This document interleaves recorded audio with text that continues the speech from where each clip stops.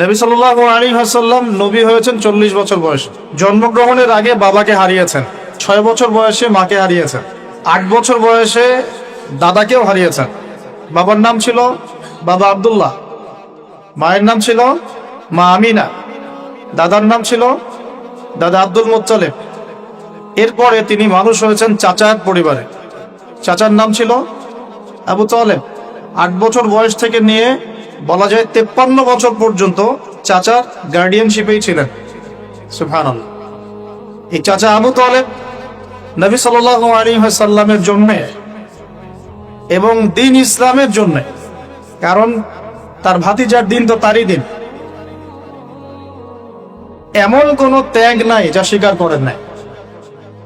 চাচা আবু তালেব নবী সাল্লাল্লাহু আলাইহি ওয়াসাল্লামকে যে সাপোর্টটা দিয়েছেন, এই সাপোর্টটা আমরা সবাই মিলেও এখনো দিতে পারি নাই।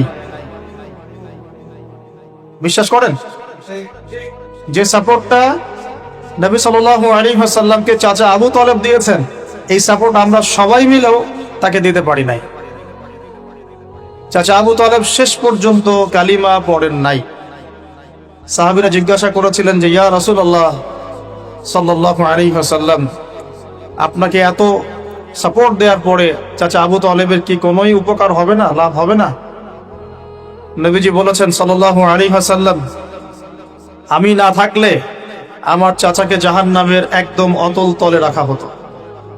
আমার কারণে আল্লাহ রাব্বুল আলামিন তাকে জাহান্নামের উঁচু জায়গায় রাখবেন, জাহান্নামের উঁচু জায়গায় রাখবেন, যেখানে আগুন তার পায়ের গোড়ালি স্পর্শ করবে, এতেই তার মগজ টকবক করে ফুটতে থাকবে। আপনারা কি আমার বাংলা ভাষা বুঝতে পারছেন? এমন কোন সাপোর্ট নাই চাচা দেন নাই।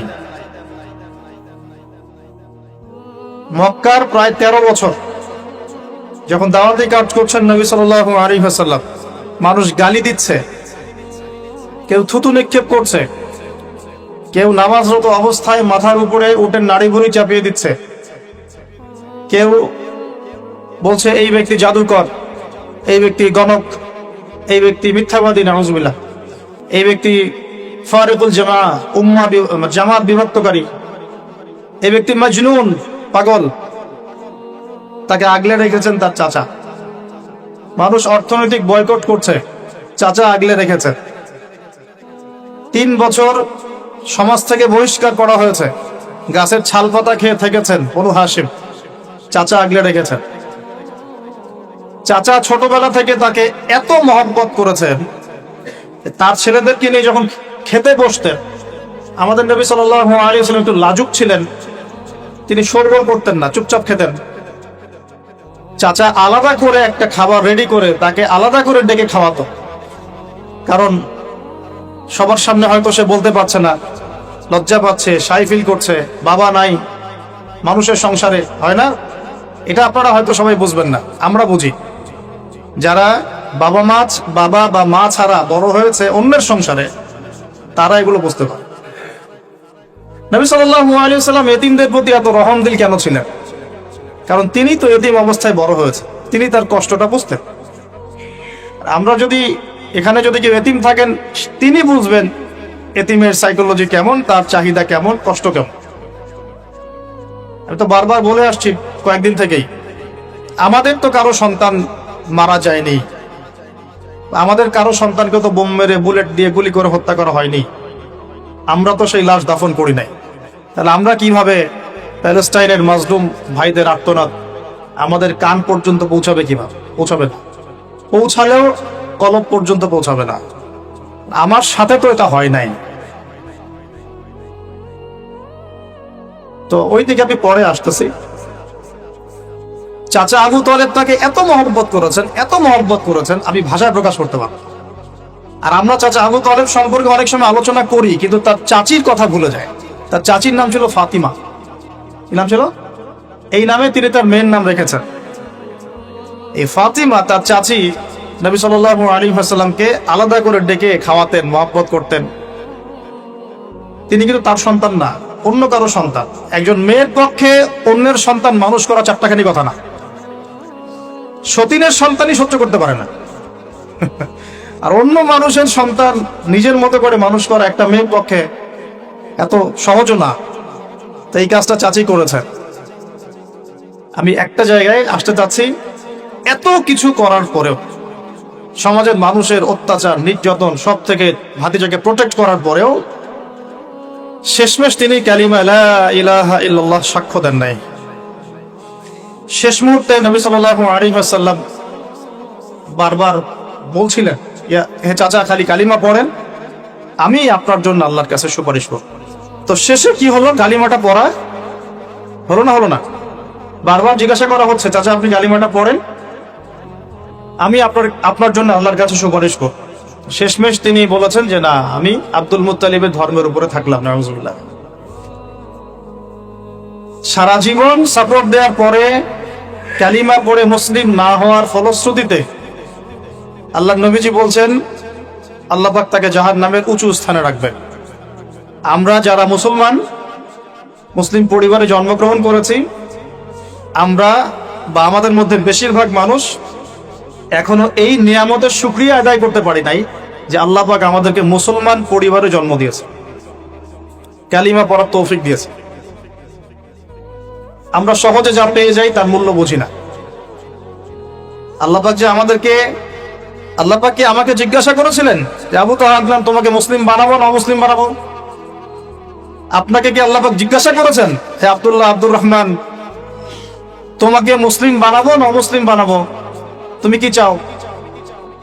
আল্লাহ পাক আমাদেরকে জিজ্ঞাসা করেন নাই। নিজ অনুগ্রহে আল্লাহ পাক আমাদেরকে মুসলিম পরিবারে জন্ম দিয়েছেন।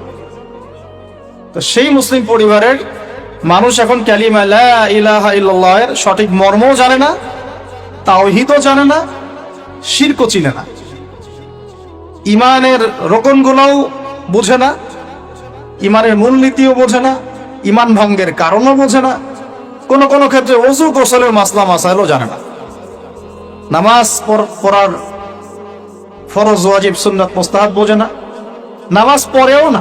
মাশাআল্লাহ, জুমার দিনে নামাজ পড়তে আসে অনেকেই, ঈদের দিনে প্রথম দেখা যায়, আর জানাজার নামাজে প্রথম দেখা যায়। আর দেখা যায় যারা এরকম নামাজ কালাম পড়ে না, তাদের জানাজা আবার ৩-৪ বার হয়। নামাজগুলো মনে বাকি শোধ করে পড়ে, রোজা রাখে না, যাকাত তো মাশাআল্লাহ প্রায় উঠে গেছে বললেই চলে সমাজ থেকে।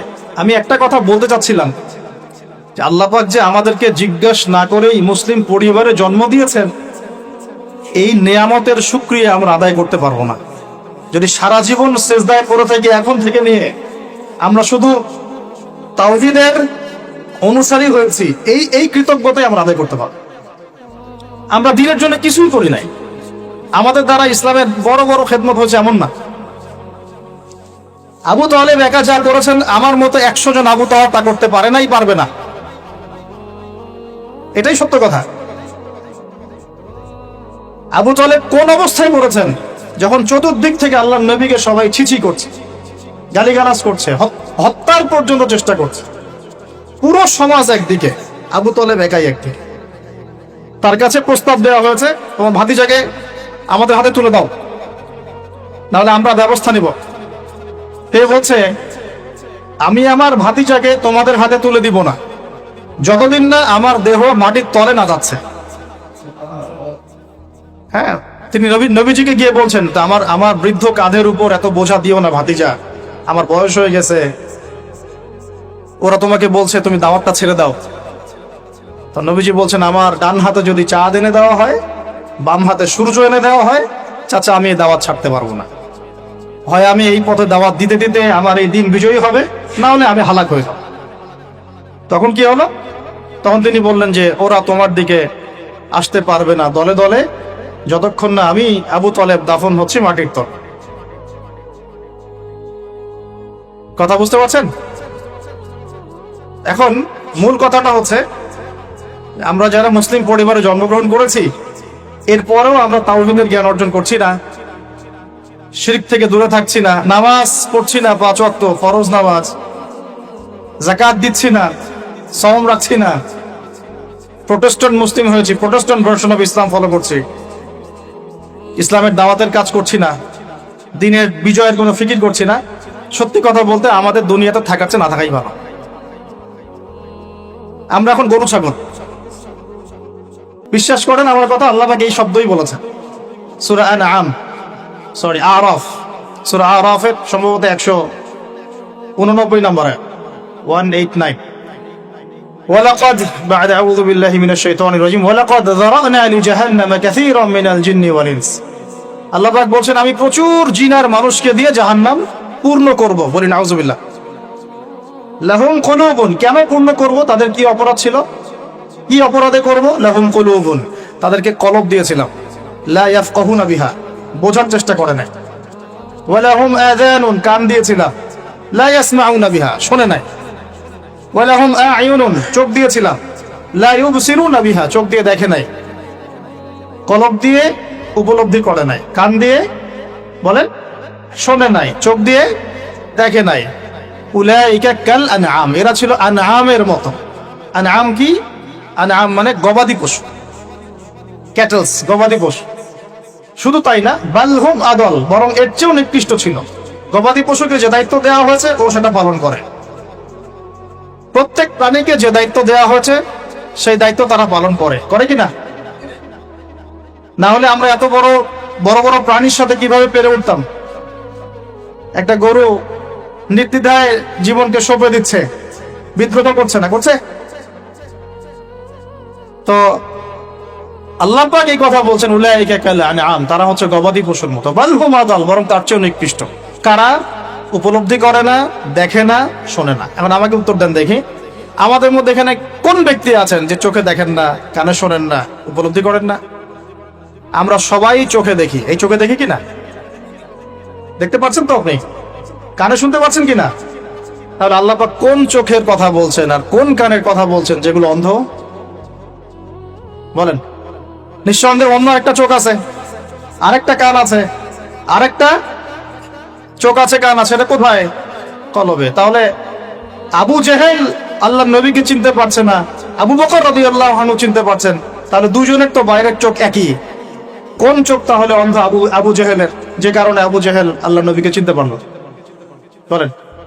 এখন বলেন, মুসলমান পরিবারে জন্ম নেওয়ার পরে আমরা যারা নামাজ পড়ি না, যাকাত দেই না, রোজা রাখি না, সামর্থ্য হয়েছে হজ করি না, জুমার দিনে আসি, ঈদের দিনে আসি, হ্যাঁ, সৎ কাজে আদেশ করি না, অসৎ কাজে নিষেধ করি না, কোরআন তেলাওয়াত করা শিখি না, রাসূলের সুন্নাহ মাফিক জীবন গড়ি না, আর অর্থনীতি রাজনীতিতে গেলাম না, ওটা গেলামই না, বাস, ওটা তো অনেক বড় স্কেল। তাহলে আমাদের কি চোখ আসলেই আছে, কান আসলেই আছে, কলব কি আসলেই জিন্দা, না সত্যিকার অর্থে আমরা গবাদি পশু হয়ে গেছি? আত্মপর্যালোচনা করতে হয়। তো আত্মপর্যালোচনা, মোরাকাবা মানে হচ্ছে আত্মপর্যালোচনা, নিজেদেরকে নিয়ে ভাবতে হবে। তো এখন আপনি আমাকে উত্তর দেন, যেই মুসলমান নামাজ পড়ে না, রোজা রাখে না, দাওয়াতের কোনো মেহনত নাই, দিন প্রতিষ্ঠার সংগ্রাম নাই, কোরআনও তেলাওয়াত করতে জানে না, আল্লাহর পথে সদকা করে না, তাওহীদের জ্ঞান নাই, শিরকের জ্ঞান নাই, সুন্নতের জ্ঞান নাই, বেদাতের জ্ঞান নাই, ঈমান ভঙ্গের কারণ জানে না, ওযু করার মাসালাও জানে না, তো এই মুসলমান সারা বিশ্বে মার খাবে না তো কারা খাবে? আমাকে বলেন, উত্তর দেন। আমার জানা নাই, আমি এগুলো বুঝি না, বুঝতে আসছি। আমি অনেক কিছুই বুঝি না, যে আমার বুঝের সাথে অনেক কিছুই মিলে না। আমার বুঝ এইটা যে মার খাবো না তো খাবে কারা, এটা আমার বুঝ। এখনো যে আমরা বসে আছি এখানে খাই নাই, সেটাই তো আল্লাহ পাকের রহমত। অনেক আগেই তো আল্লাহর গজব আসা উচিত ছিল। নামাজ তো আগেই ছেড়ে দিছো তুমি, যাকাত দাও না, রোজা রাখো না, রাসূলের সুন্নাতের কোনো খবরই নাই, প্রতিদিন ক্লিন শেভ করতেছো তুমি, আল্লাহ রাসূলের সুন্নাতকে জবাই করতেছো, প্রতিদিন করতেছো। বদরগঞ্জবাসীর জানা উচিত যে বদরের যুদ্ধ হয়েছে 2য় হিজরিতে। কত হিজরি? 2য় হিজরিতে। আল্লাহ নবী সাল্লাল্লাহু আলাইহি ওয়াসাল্লাম এই চাচার সংসারে মানুষ হয়েছেন প্রায় 53 বছর পর্যন্ত। এই চাচাই তাকে বিয়ে দিয়েছেন 25 বছর বয়স। তার আগে চাচার ব্যবসা তিনি সামলেছেন। ওই ব্যবসার এক কাফেলা খাদিজা রাদিয়াল্লাহু আনহার অর্থ ছিল। এই ব্যবসা দিয়ে তাকে টেস্ট করলেন, দেখলেন আমানতদার, সুদর্শন, মাশাআল্লাহ উন্নত চরিত্রের মানুষ, উন্নত রুচিবোধের মানুষ, আল্লাহ আমিন, বিশ্বস্ত। বিয়ের প্রস্তাব পাঠালেন, চাচা বিয়ে দিয়ে দিলেন। কার সাথে? খাদিজা রাদিয়াল্লাহু আনহার সাথে। তখন তার বয়স কত ছিল? 25, তার বয়স কত? 40। আর আমাকে এই সেকুলার সমাজকে আমরা বলতে চাই, আমি বলতে চাই অ্যাটলিস্ট, মনে করেন কথার কথা যে আমার স্ত্রীর বয়স 40, আমার বয়স 25, এখন আমরা একে অপরকে মহব্বত করি, ভালোবাসি, আমরা সংসার জীবনে হ্যাপি, সুখী, এবং আমাদের সন্তান সন্ততিও হচ্ছে। এমন না যে আমরা মেডিকেল সায়েন্সের ভাষায় এই দিকে আমরা অক্ষম। মহব্বত আছে, দুজন দুজনকে পেয়ে সুখী, একে অপরকে ভালোবাসি, সন্তান হচ্ছে, আপনার কোনো সমস্যা? আমি আমার এই ম্যারিড লাইফে আমরা হ্যাপি, আপনার কোনো সমস্যা? আমার স্ত্রীর বয়স 40, আমার বয়স 25। মনে করেন আমার বয়স এখন কত চলছে, 32-33 হবে আর কি সূর্যের হিসেবে, কিন্তু বয়স কিন্তু ফিক্স হয় চন্দ্র হিসাবে, আমরা সূর্য হিসাব করি। এখন ধরেন আমি একটা বিয়ে করলাম, ধরেন ধরেন ধরেন তো স্ত্রীর বয়স মনে করেন 16 বছর। কত? মনে করেন 16 বছর। 16 বছর একটা মেয়ের কি হায়েস হয়? হায়েস হয়? হায়েস বোঝেন? আচ্ছা, সে কি সন্তান জন্মদানে সক্ষম? সক্ষম। সে কি ম্যাচিউর, ফিজিক্যালি স্ট্রং? এখন ওর বয়স 16, আমার বয়স 32, ডাবল। 16 তো কোনো 32 না? হ্যাঁ, তাই তো, অঙ্ক ভুলে গেছে ভাই। আচ্ছা, এখন ও আমার সাথে হ্যাপি, আমি তার সাথে হ্যাপি, সন্তান জন্ম হচ্ছে, দুজন সুখে আছি, মহব্বতের সাথে আছি, সুস্থ আছি, কোনো সমস্যা আপনার? তো এই হলো অবস্থা, সার্কাস। এখন এই 16 বছরের মেয়ে, আপনার মেয়ে, আপনি বিয়ে দিতে পারবেন না। বলবেন যে আপনি রাষ্ট্র আইনের বিরুদ্ধে কথা বলছেন। না, আমি বিরুদ্ধে কথা বলছি, আমি বোঝাচ্ছি যে এটা কতটা অসার একটা আইন। 16 বছরের একটা মেয়ে যদি জেনা করে, আপনি উৎসাহিত করছেন। 16-17 বছরের মেয়েরা জেনা করে না? স্কুলে, কলেজে, বিশ্ববিদ্যালয়ে, এইখানে ওইখানে, এর বিরুদ্ধে আপনার ব্যবস্থা কি, অ্যাকশন কি? কিন্তু 17 বছর একটা মেয়ে যদি বিয়ে করে, আপনি তো কাজীকে ধরে জেলে দিয়ে দিবেন একেবারে। এখন বলেন এটাকে আমি মানতে বাধ্য? এখন জোর করে চাপাই দিলেন, ল করে দিলেন, মানতে বাধ্য হয়ে গেলাম। তা আসলে কি কোরআন সুন্নাহ সমর্থিত হলো? এখন জবাব দিবেন আল্লাহর কাছে আপনি। জনগণ কিছুই বলতে পারবে না। আমরা শুধু জ্ঞানতাত্ত্বিক একটা ডিবেট করলাম এবং আপনাকে দেখালাম যেটাকে অসার। তারপরেও যেটা হয়েছে হোক, অ্যাটলিস্ট বিয়েটা সহজ করলে ভালো হতো। বিয়েটা কঠিন হয়ে গেছে, এই জন্য এটা জেনার রাস্তা বেছে নেয়। তো আমরা জেনাকে উস্কে দিচ্ছি। আরে ভাই, 16-17 বছর তো দূরের কথা, এখন 13-14 বছরের মেয়েরাই দেখবেন ঠিক নাই। আপনি মনে করেন এখনকার স্কুল কলেজের মেয়েগুলো খুব দুধে ধোয়া তুলসী পাতা? যখন 15 বছর আগে যে যুগটা ছিল, 20 বছর আগে, আর এখন তো আর অনেক আপডেটেড। এখন ওরা ওইসবে বিশ্বাসী না। গল্প করে যে কার কয়টা, তার বয়স তখন 40, আমাদের নবীজির বয়স 25, ম্যারিড জীবনে হ্যাপি, 6টা সন্তান হয়েছে। কয়টা? আর নবী সাল্লাল্লাহু আলাইহি ওয়াসাল্লাম খাদিজা রাদিয়াল্লাহু আনহার কাছ থেকে যে মমতা, যে ভালোবাসা, যে সাপোর্ট পেয়েছেন, এটা বিরল। এই যুগে এমন মেয়ে পাওয়া হয়তোবা সম্ভব, কারণ এই যুগে তো আমরাও সাহাবীদের মতো না। আমরা যদি সাহাবীদের মতো না হতে পারি, আমরা মহিলা সাহাবীদের মতো স্ত্রী আশা করি কিভাবে? নবী সাল্লাল্লাহু আলাইহি ওয়াসাল্লামের কাছে সমাজের জাহিলিয়াত ভালো লাগে না। তো বোঝার চেষ্টা করি, কি জাহিলিয়াত ভালো লাগে না? তিনি দেখেন যে মক্কার মানুষ মূর্তি পূজা করে, তিনি দেখেন মক্কার মানুষ সুদ খায়, মক্কার মানুষ জেনা করছে, মাদক খাচ্ছে, হানাহানি, মারামারি, কাটাকাটিতে আছে, তার এগুলো ভালো লাগে না। তিনি এখান থেকে সরে যান, দূরে দূরে থাকেন, দূরে দূরে থাকেন। হেরা পাহাড় আছে, হেরা গুহা, ওই পর্বতের গুহায় তিনি একা একা নির্জনতা অবলম্বন করেন। কারণ যখন আপনি একটা ভালো রাস্তায় থাকবেন, সমাজের অন্যান্য খারাপ বিষয়গুলো আপনার পছন্দ হবে, নিচে থেকে ভালো লাগবে না। এই যে আপনি আমি যতটুকু ইমানদার, পাশে কনসার্টের গান কানে আসলে আপনার খারাপ লাগে না? লাগে তো, আপনি বুঝতে পারেন না? চোখের মধ্যে খারাপ কিছু পড়ে গেলে আপনার খারাপ লাগে, মনে হয় যেখান থেকে চলে যেতে পারলেই বাঁচি। আপনি বাসে যাচ্ছেন, দেখলেন যে ড্রাইভার গান ছেড়ে দিল। আমরাই নাকি ভাষার জন্য রক্ত দিয়েছি, কিন্তু আমাদের সব কেন জানি হিন্দি সংস্কৃতি। হ্যাঁ, তো কত বড় ভণ্ডামি আমাদের মধ্যে আছে দেখেন। ভাষার জন্য আমরা লড়াই করেছি, জীবন দিয়েছি, গর্বের, এটা অবশ্যই আমাদের জন্য গর্বের। কিন্তু আমাদের ঘরে ঘরে এখন হিন্দি কেন? ঘরে ঘরে হিন্দি কেন? তাহলে আমরা কি, এটা কি দিবস পালন করার বিষয়, না আদর্শ লালন করার বিষয়? কোর্ট কাচারি অফিস আদালত সবকিছুর ভাষা হচ্ছে ইংরেজি, ওখানে বাংলা চলে না। কেন? আমরা কি ইংরেজির জন্য যুদ্ধ করেছি? এই উপমহাদেশ 200 বছর শাসন করেছে ব্রিটিশরা, ওরা চলে গেছে, 200 বছর পিটিয়েছিল খুব আমাদেরকে, তারপর আমাদের বাপদাদারা যুদ্ধ করে ওদেরকে এখান থেকে তাড়িয়ে দিয়েছে। কিন্তু ওরা চলে গেলেও ওদের কোনো সুন্নত নিয়ে যায় নাই, ওদের সব সুন্নত দিয়ে গেছে। কোর্ট কাচারির সুন্নত দিয়ে গেছে, অর্থনৈতিক ব্যাংকিং সুন্নত দিয়ে গেছে, রাজনৈতিক সুন্নত দিয়ে গেছে, এমনকি পোশাক আশাকের সুন্নতও দিয়ে গেছে, এমনকি বাথরুমের টয়লেট ওইটাও দিয়ে গেছে। সবখানে এখন হাই কমন ব্রিটিশ ইংলিশ। ওরা কি আসলেই চলে গেছে? আর আমরা কি আসলেই স্বাধীন? কে বলবে এগুলো আর কে ভাববে? আর মানুষ এগুলো কবেই পজিটিভলি নেওয়ার চেষ্টা করবে আল্লাহ ভালো জানেন। বাট আমরা বলে যাচ্ছি ইনশাআল্লাহ একদিন না একদিন ইসলাম হবে ইনশাআল্লাহ। আল্লাহ পাক যেন সহজ করেন এবং কবুল করেন। এখন কথা হচ্ছে যে তিনি দেখেন আরবের লোকজন সুদ খায়, মদ খায়, জেনা করে ইত্যাদিতে, তিনি একা একা থাকা শুরু করলেন। একা থাকতে থাকতে ওই সময় তিনি যেভাবে ইবাদত করতে পারতেন সেভাবে ইবাদত করেছেন।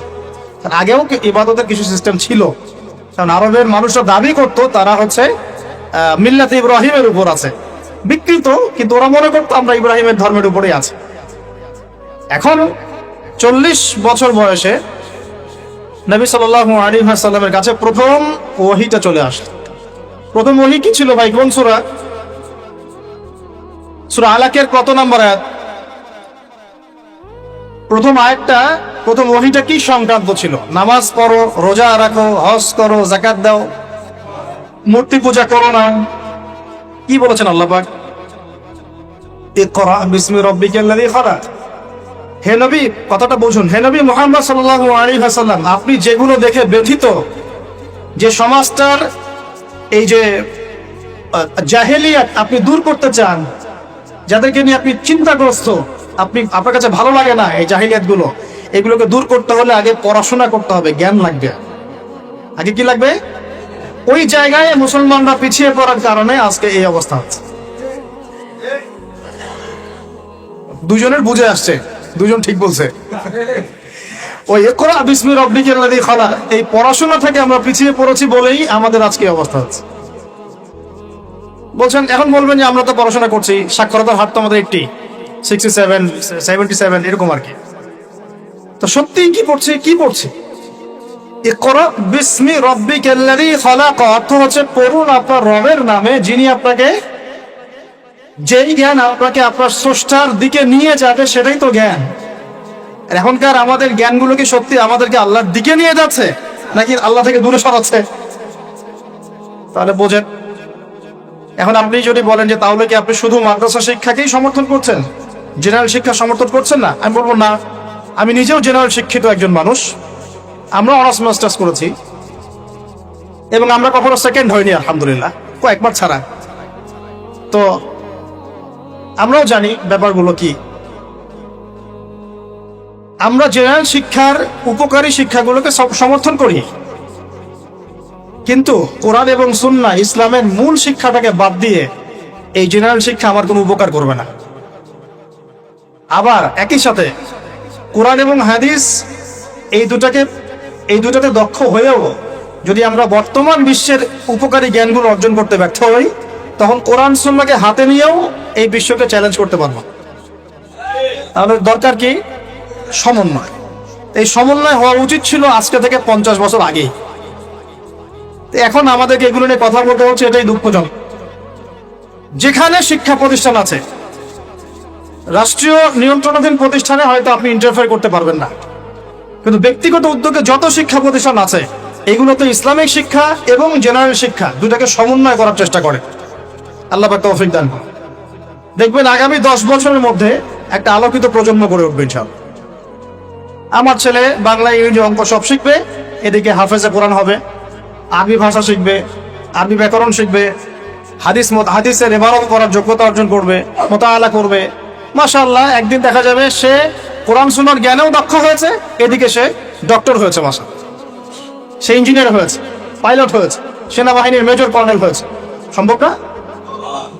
অনেক ডক্টর দেখবেন যে 50 বছর বয়স হওয়ার পরে ইসলামের দিকে এসে চর্চা করা শুরু করে, তারপরে দিনের দিকে হেদায়েত হয়ে দিনের উপকারে কাজ করছে। অনেক ইঞ্জিনিয়ার সাহেব এই কাজ করছে, অনেক অনেক আর্মি অফিসার, র্যাবের, পুলিশের, বিজিবি, তারা দেখবেন যখন রিটায়ার্ড করে বা যখন মানে সিনিয়র হয় তখন গিয়ে চর্চা করা শুরু করে, এবং তখন তারা আবার দিনের জন্য অনেক কিছু করতেও চায়, করে, অনেকে করে না। তারা কি অমুসলিম নাকি? তারা তো আমাদেরই ভাই, আমাদের ভাই না। শোনেন, যদি বাংলাদেশ রাষ্ট্রীয়ভাবে কখনো জিহাদে যায় কুফফারদের বিরুদ্ধে, তাহলে আমরা যাব না তারা যাবে? যাবে তো তারাই। জি, আপনি যাবেন না, যাবে তো তারাই। আপনার আমার কি প্রশিক্ষণ আছে? যদি বাংলাদেশে কোনো মনে করেন যে 100% ইসলামী জ্ঞানে পরিপূর্ণ কোনো নেতা আসছে, আমির, রাষ্ট্রীয় আমির, এখন সে চিন্তা করলো যে আমি এই ইহুদিদের বিরুদ্ধে সৈন্য পাঠাবো, ভাবতে পারে কি পারে না? 73 সালে 6টা মুসলিম দেশ সৈন্য পাঠিয়েছিল, মিশর ছিল, জানেন না আপনারা এগুলা ইতিহাস, 6 দিনের যুদ্ধ। তো যাই হোক, ধরেন বাংলাদেশ এমন একজন নেতার আন্ডারে আছে, যেই নেতা বললো ঠিক আছে আমিও পাঠাবো, আমার এখান থেকেও 2000 সৈন্য যাবে।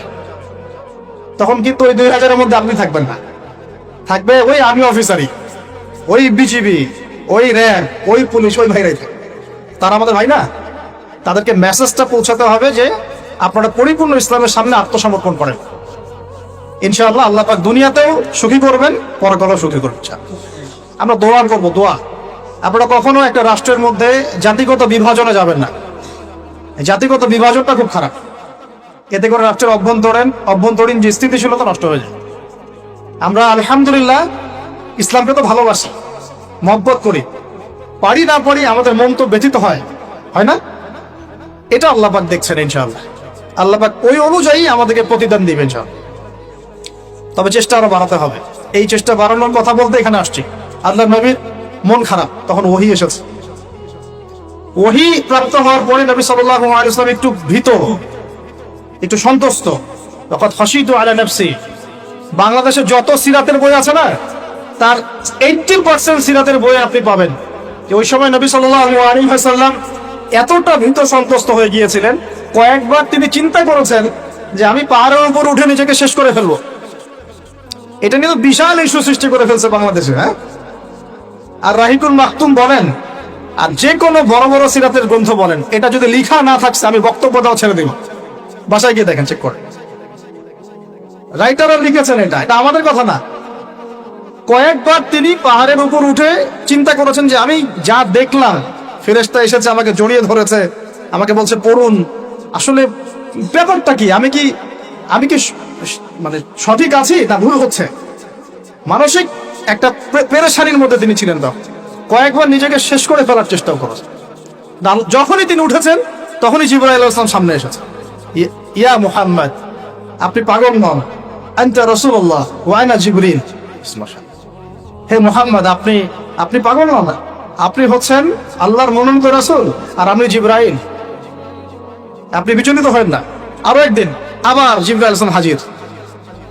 এভাবে হতে পারে তিনি আশ্বস্ত হলেন যে হ্যাঁ, আসলে যা হচ্ছে সব সঠিক। এটা কি একটা বড় পাওনা না? এরপরে তিনি বাসায় আছেন, বেশ কয়েকদিন ওহী আসা বন্ধ আছে। আল্লাহ পাক প্রস্তুত করছেন তাকে, কারণ ব্যাক টু ব্যাক ওহী আসতে থাকলে এটা একটা ওয়েট আছে, নেয়ার মতো ক্ষমতাকে তৈরি হতে হয়তো। দ্বিতীয় ওহীটা আসছে, এটা আমি একটু আলোচনায় টাচ করে সামনে যাব। তিনি কম্বল দিয়ে ঘুমিয়ে আছেন, আল্লাহ পাক ওহী পাঠালেন।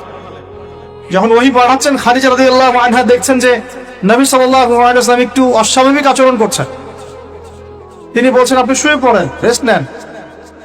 নবীজি বলছেন আমার এখন রেস্ট নেওয়ার সময় নাই। আল্লাহ পাক আমাকে বলেছেন ইয়া আইয়ুহাল মুদ্দাসসির, হে কম্বল আবৃত রাসূল, কুম, উঠে দাঁড়ান, ফানজির, মানুষকে সতর্ক করেন। তো কুম ফানজির অর্থ মানে এই না যে বিছানা থেকে উঠে মাটিতে দাঁড়ান, মানে হচ্ছে আপনার কাছে যা আসছে এটা সত্য, এটা দ্বীনে হক, আল্লাহর পক্ষ থেকে আসছে।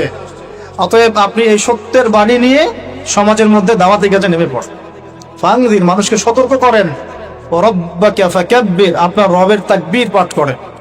ওয়া সিয়াবাকা ফাতাহহির, আপনার কাপড় পরিচ্ছন্ন রাখেন, কাপড় মানে শুধু বাইরের পোশাক না, ভিতরের হৃদয়ের পোশাকটাও। ওয়ারুজা ফাহজুর, যত অনর্থক বিষয় আছে ছেড়ে দেন।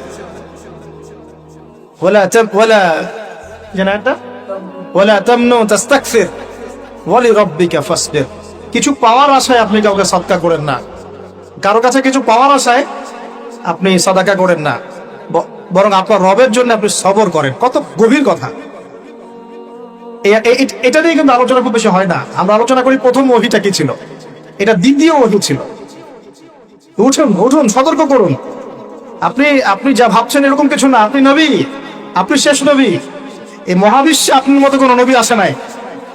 আপনি সর্বশ্রেষ্ঠ নবী, আপনি সর্বশ্রেষ্ঠ আখলাকের অনুসারী, আপনার উম্মত হচ্ছে সর্বশ্রেষ্ঠ উম্মত। আপনি উঠুন, মানুষকে সতর্ক করুন, কাপড় পবিত্র রাখুন, অনর্থক বিষয় ছেড়ে দেন, আল্লাহর জন্য সবর করেন, আল্লাহর জন্য তাকবীর পাঠ করেন, বলেন আল্লাহু আকবার। এই শুরু হলো মিশন। এই মিশন শুরু হওয়ার পরে 13 বছর, কয় বছর ভাই? 13 বছর মক্কায় তিনি প্রথম 3 বছর গোপন দাওয়াত দিয়েছেন, তারপরে প্রকাশ্য দাওয়াত দেওয়া শুরু করেছেন। এই প্রকাশ্য দাওয়াত যখনই দেওয়া শুরু করেছেন, বাস সমাজে কনফ্লিক্ট লেগে গেল, হক আর বাতিলের লড়াই। তিনি যাদেরকে নিয়ে দাওয়াত দিচ্ছেন, আবু বকর সিদ্দিক, ওসমান বিন আফফান, আব্দুর রহমান বিন আউফ, তালহা বিন উবাইদুল্লাহ, সাদ ইবনে আবি ওয়াক্কাস, বেলাল ইবনে রাবাহ, আব্দুল্লাহ বিন মাসউদ, এরকম সাহাবী 40 জন বা 80 জন। আর নিজের ঘরে আছে স্ত্রী আলী ইবনে আবি তালেব, যায়েদ ইবনে হারেসা, জাফর বিন আবি তালেব। আর এই দাওয়াত যখন চলতে লাগলো, সমাজের মানুষ প্রকাশ্য রূপ যখন ধারণ করলো, এই পক্ষে আছে আবু জেহেল, আবু লাহাব, উতবা, শাইবা, রাবিআ, আশরাক বিন শারিক, এরকম কিছু মানুষ। ঠিক আছে? এমন কনফ্লিক্ট যে এটা কিছুতেই মিউচুয়াল হচ্ছে না, কিছুতেই হচ্ছে না। সিরাত পড়তে হবে আপনাদেরকে, একটা লেকচারে সবকিছু তো বলা যাবেই না, সময় আমাদেরকে অ্যালাউ করবে না, পাশাপাশি আমারও এনার্জি কুলাবে না। ঠিক আছে? এমন কোনো কষ্ট নাই যা তাকে দেয়া হয় নাই, সাহাবীদেরকে দেয়া হয় নাই। অর্থনৈতিক বয়কট, উত্তরাধিকার থেকে বঞ্চিত করা, বাড়ির থেকে পিটিয়ে বের করে দেয়া, হ্যাঁ, উল্টা ঝুলায় লটকায় রাখা, আমাদের রিমান্ডগুলোর মতো, শারীরিক নির্যাতন, মানসিক কষ্ট তো আছেই। তো মানসিক কষ্ট তো আছেই, বলার তো আর অপেক্ষা রাখে না। তারপরে কেউ বেচাকেনা করবে না, চলাফেরা করবে না, সামাজিক বয়কট। রাস্তা দিয়ে গেলে মানুষ টিটকারি মারে, এই যে পাগল যাচ্ছে, এই যে জাদুঘর যাচ্ছে। ব্যাপারটা বোঝার চেষ্টা করেন। মানে এমন কোন নির্যাতন নাই যা করা হয় নাই। আমি ক্ষুদ্রকারে দেখেছি প্রায় 14 বা 15 বার আল্লাহ নবী সাল্লাল্লাহু আলাইহি ওয়াসাল্লামকে হত্যা করার চেষ্টা করা হয়েছে। প্রায় 14-15 বার তাকে হত্যা করার চেষ্টা করা হয়েছে। আর তাকে সারা জীবনে প্রায় এরকম 15-16টা গালি খেতে হয়েছে। সারা জীবনে কাকে খেতে হয়েছে? যে মানুষের আগেও কোনো গুনাহ নাই, পরেও কোনো গুনাহ নাই, যিনি সব কষ্ট করছেন শুধু উম্মতের জন্য। কারণ তিনি তো মাকামে মাহমুদে যাবেন, জান্নাতুল ফিরদাউসুল আলায় যাবেন। তার কি নিজের জন্য এই কাজগুলো করা? 13টা বছর যখন মক্কায় এভাবে নির্যাতিত হতে হলো, এই যে বলা হচ্ছে সাহাবীদেরকে গলায় দড়ি দিয়ে রাস্তায় হেঁচড়ে নিয়ে আসা হয়েছে, উত্তপ্ত বালুর মধ্যে শুইয়ে উপরে পাথর চাপা দেওয়া হয়েছে, আগুনের কয়লা জ্বালিয়ে দেওয়া হয়েছে, উপরে শুইয়ে দেওয়া হয়েছে, গায়ের চামড়া এবং গোশত, চর্বি এগুলো গলে গলে কয়লা নিভে গেছে। আমরা কি একটু ইমাজিন করতে পারি?